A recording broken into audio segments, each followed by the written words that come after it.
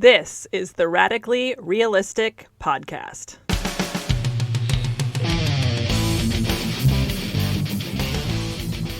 I'm Susanna LaPointe, a 14-year personal training and nutrition coaching veteran. My wellness coaching practice incorporates strength, nutrition, and self-care. Because while fitness and nutrition are very important, they are just the tip of the iceberg as far as taking really amazing care of ourselves goes. So I incorporate all other types of self-care practices into my coaching as well. I call this podcast Radically Realistic because when it comes to implementing sustainable habits and practices to improve ourselves or our lives, they must be realistic and they must fit into our current lives.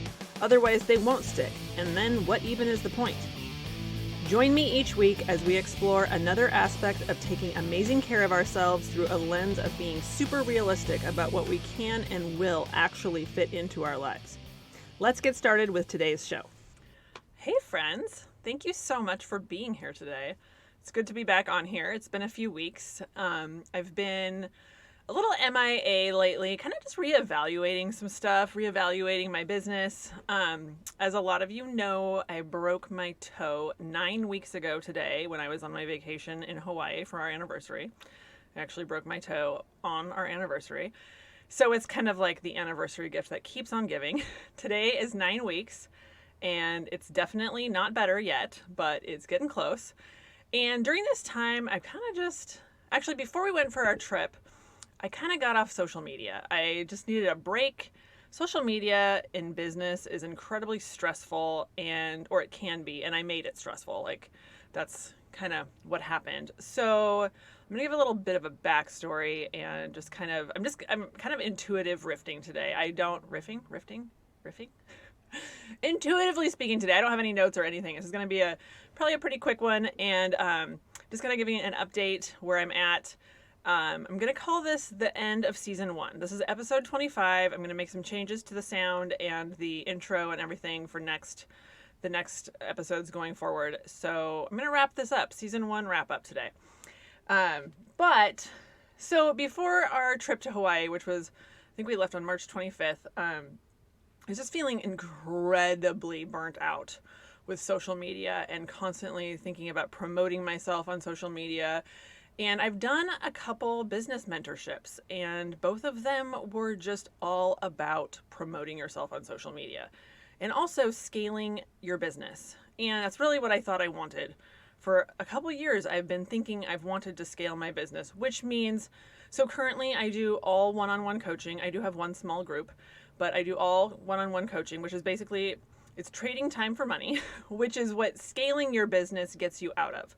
So if you're unfamiliar with it, it would be, so I would go from one-on-one coaching to group coaching to selling courses online, basically. And that's really where I thought I wanted to head because it's a way to make money while you sleep and all of that stuff. But the tech and the social media promotion required for this situation is, I'm finally realizing after like a couple of years of trying to force myself into this situation, I'm not willing to do it. Like, I can't. I don't have the mental capacity.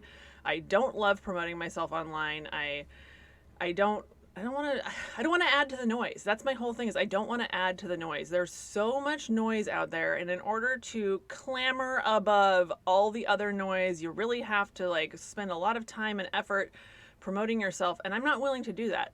I have come to the conclusion that I would much rather invest my time and energy into the clients that I do have, and I love them. I feel like I've truly, truly hit my stride with coaching, and my clients are making really big changes in their lives, and it's very exciting to see. And I just can't break away from the one-on-one coaching. So I am done with the idea of scaling my business. Literally, I have been fighting myself for like 2 or 3 years because I think I knew intuitively that it wasn't for me, but I really wanted to push it because the one-on-one coaching is you kind of always have to be there. Like you have to be there, which is fine. Like I love it so much that I am willing to kind of give up on the scaling my business idea and just keep working one-on-one because that is where my heart and soul is. And I think if I keep pushing for this other situation, like I'm just going to continue to be miserable with that aspect. So I've decided to be done. That said, I've taken a pretty extended break from social media. I had to get off there myself because I was spending too much time like scrolling through other people's stuff and basically just getting in my head and getting really, worried about what other people were posting. And it's just a big mind fuck, seriously, when you run a business, small business, and you're trying to, I don't know, figure out the best way to get your word out there, get your message out there without adding so much more junk for other people to be consuming. So where I'm at now is I'm about ready to kind of jump back into that in an incredibly abbreviated way. I want to keep my profile, alive and keep posting, regularly, but not all the time.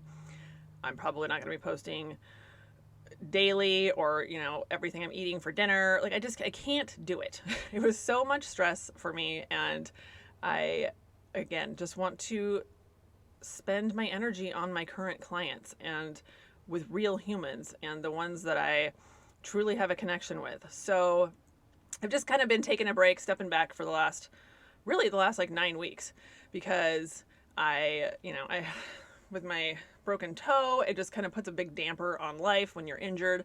And I used the time wisely to kind of reevaluate and also to kind of just reassess where I'm at. I've been working with an intuitive body worker, and I've made a lot of progress with that. And so, not for my toe, just for like just old crap that needs to be taken care of. So that is where I'm at with kind of my business side of things. I really, really, like I mentioned before, just really love my one-on-one clients. There is something about that personal connection that is just not replicated in a big group or in a program that I would just invent and sell online. Like that's just like, it's just not me. So taken a few weeks, a couple months actually to kind of come full circle and figure out where I really wanted to be. But I have landed with where I'm at now, where it's just like, I'm going to keep podcasting, probably not every single week, probably something more like an every other week schedule. And just kind of keep cranking things out on on a consistent basis, but pretty mellow compared to what is recommended when you're owning a business. I don't have it in me. I don't. I'd rather expend my energy in other places. So that being said, I just want to wrap up this little season. I don't even know what it means when podcasts have a season, but we're just going to call this season 1. The first 25 episodes are season 1. I'm going to start season 2 week after next. So I wanted to offer just a little bug in your ear. I mentioned this to a client several months ago when I was working with them, and it really resonated. And I've mentioned it to a couple other clients since then, and it really resonates, and it resonates with me too, because the whole business, and obviously I'm speaking mostly from kind of the pursuit of health, which is my niche, my genre of business is like health coaching. Working towards consistently being a better, healthier version of ourselves. Always working on creating habits that serve us, always working on eating more and more nutritionally dense food, health promoting foods, having a really good relationship with movement and exercise, not being obsessive, not being compulsive, always working towards being a little bit better version of ourselves for this reason. So what I mentioned to my clients a few months ago, I was thinking like, what would 80-year-old version of you want you to be doing right now so that when you get to that old age, you feel as good as you possibly can? For most people, that age is not a great time in life. Like it's, filled with aches and pains, a lot of disease. Obviously, we cannot prevent everything. I am aware of this. Like, obviously, we can put in our best efforts, and sometimes shit hits the fan, we got cancer or, dementia. I don't know. Lots of bad things lots of things can happen. But still, working towards the best outcomes as we age. Just thinking kind of on a low level, what would the future version of myself appreciate me doing regularly right now? So, thinking kind of nutritionally, what serves us long term, which we all know, lots and lots of vegetables, lots of fiber, healthy protein, fats that are natural, not like Doritos type of fat, like fats that come from plants like avocados and nuts and seeds, and minimal amounts of oils, or especially hydrogenated oils, especially things fried in hydrogenated oils. Just keeping our diets consistently as clean as possible.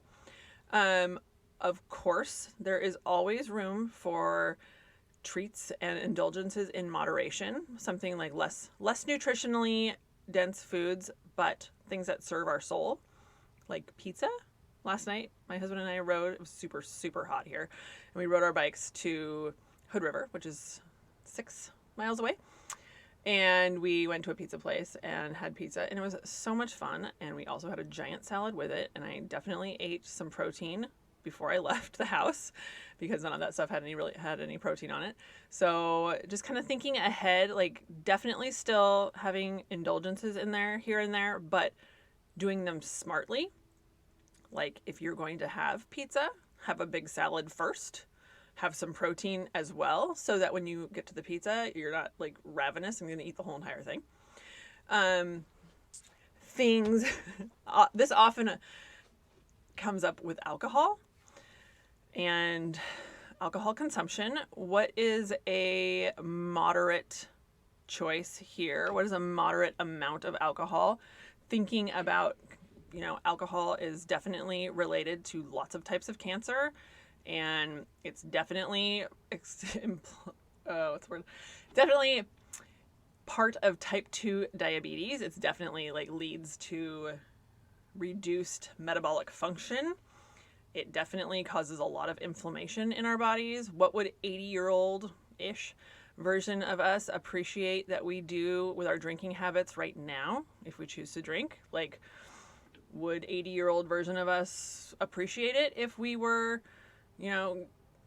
binge drinking every weekend or several times a week, or drinking every night? Probably not. Just kind of thinking ahead, because we do only get one body. We do only get one life. And things might be fine now, but when we are older, we're not going to feel nearly as good. And just kind of thinking ahead to what would serve us down the road. Thinking ahead about exercise, one of the big ones is keeping the muscle that we have and always pursuing the kind of the building of more, which is not always possible unless you're on a pretty strict strength building plan with heavy weights that get heavier and heavier. But I definitely think we can mitigate a lot of muscle loss by making sure we're getting enough protein and that we are strength training regularly. So thinking ahead with that, definitely wanting to maintain our balance and our agility as we age, because the saying, if you don't use it, you lose it, is for sure true here with, as we age, with balance and all of that. If we're not regularly challenging ourselves to walk on uneven surfaces and stand on one leg and move laterally instead of just front and back, we lose the ability to do that.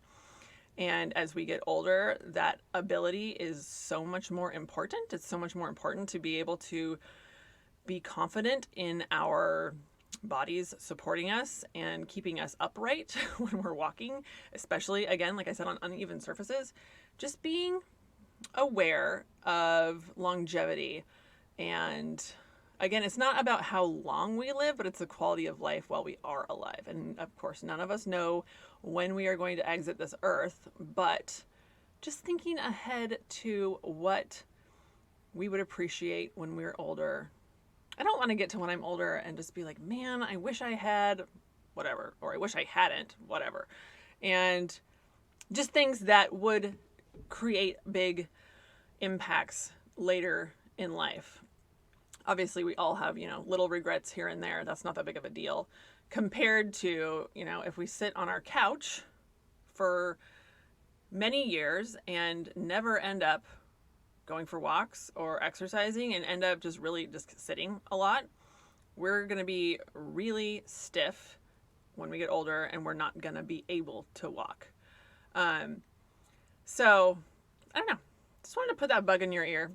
It's a little perspective shift that I thought of, and I really like it. I think it helps keep things moderate and reasonable, because killing yourself, okay, I guess on the opposite end of that is like killing yourself with exercise. Because I actually do work with a lot of people that I'm working on trying to like tone down how much they're exercising because they are over exercising, and that's also just as bad as under exercising, really, in my book, because it causes a lot more stress on the body. It causes a lot more joint degeneration, causes a lot more cortisol to be released, and your body can hang on to weight a lot and stress, and you lose muscle, and a lot of other bad things can happen from over exercising. So really trying to find the sweet spot, which is really what I do in my coaching, is I help my clients find the sweet spot of being able to be really consistent, building consistent habits without any obsession and without guilt and without shaming themselves, and just being able to maintain a really reasonable amount of movement in their lives and making good nutrition a priority most of the time, but still being able to enjoy themselves the other times when they're with friends or as things are opening back up, which is just seriously the most amazing thing. It's so much fun to be with other humans again. So just thinking about those social engagements, and yeah, you might have some more alcohol or, less nutrient dense foods on those occasions, but the rest of the time making sure that you're drinking enough water and eating a lot of vegetables and getting in plenty of protein to kind of mitigate those couple times a week when you're maybe a little bit less intent on nutrition being the forefront of your mind. So that's kind of what I wanted to put in your ear, a little bug in your ear today. And that's really it for today. So I am going to be back in a couple weeks with, like I said, some new intro music. I mentioned this before, but my son is the one who makes my intro music because he's a musician. And actually tomorrow is the 8th anniversary of him being diagnosed with type 1 diabetes, which is a pretty big deal to keep yourself alive for 8 years with this crazy disease. And like, obviously, hopefully it's going to be many, many more years, but each year that passes, I'm just like, man, it's a big deal to keep yourself alive with this condition. So I'm really proud of him, and he's about to graduate from cosmetology school, which is super cool. I can't believe he's actually doing it. I was really unsure. It was really risky for us to send him there at the age of 17, and having just kind of he got his GED, and he moved in with his girlfriend's family up in a different state, and he's doing the thing. So it's pretty exciting for him for us, actually. It's exciting for us for him to have gotten this far and kept himself alive for almost a whole year without living with us, and under, I don't know, me being able to watch out for him and all that. So anyways, he records the music for my podcast, because that's how I can get music for this without having to pay a ton of money to like some random music thing. So anyways, I think that's going to be the end of my rambling today. I look forward to being back. When I start back up again, I am going to dive into the concepts behind Moderation 365 a little bit more. I'm going to kind of dive into each one. And whether you are fully ascribing to that philosophy or not, the concepts that are the forefront of the program are universally useful. They're fantastic ways to think about nutrition and just eating, again, for longevity, because moderation is truly the way that we can keep some enjoyment in our lives while maintaining health. basically. And again, as we're getting older, as we age, we really need to keep that in the forefront of our mind. Our bodies are not going to last forever, they are not invincible. Things definitely add up. Toxins build up in our system, inflammation builds up in our system. Overeating, even if we're overeating healthy foods, causes a lot of inflammation. So the moderation approach is very helpful, very useful for everyone, truly. It's a fantastic methodology, and I look forward to teaching you a little bit more about it. And I think that is going to be it for today. So I'm going to wrap it up here, and I will see you in a couple weeks with episode 26. And thank you so much for being here. I truly appreciate each and every one of you who does tune in to this little podcast. It's small, but it helps me have a little bit of an outlet where I can really share my thoughts going forward. I think I have a lot different philosophy than a lot of like typical kind of personal trainer types. So I really like to get it out there because the misconceptions and kind of what's the word I'm looking for? Stereotype for personal trainers is kind of like the Jillian Michaels thing. And I've actually had a few conversations with people lately. They're like, you must work out all the time. I'm like, no, I actually really don't. I have an incredibly moderate exercise practice.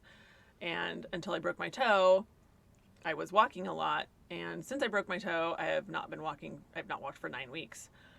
And I didn't die because I've been keeping up with my other commitments, which include a lot of moderation as far as nutrition and exercise go. So it has not been too terrible to not be able to walk, but it's just allowed me for a lot of time to think and kind of reevaluate. And yeah, I have a much different approach to the movement and exercise situation than a lot of personal trainers do. So I really like to be able to get my message out, because I think it's really refreshing for people to hear that you don't actually have to kill yourself in order to be healthy. Because I think the word from our lovely society and the media and everything is that you do have to kill yourself. So I really like to push back against that and be like, no, it's all about longevity and consistency over time, and taking down the intensity enough so that it's not intimidating and that you can actually follow through on your commitments. Because otherwise, what is the point? There's no point. Seriously.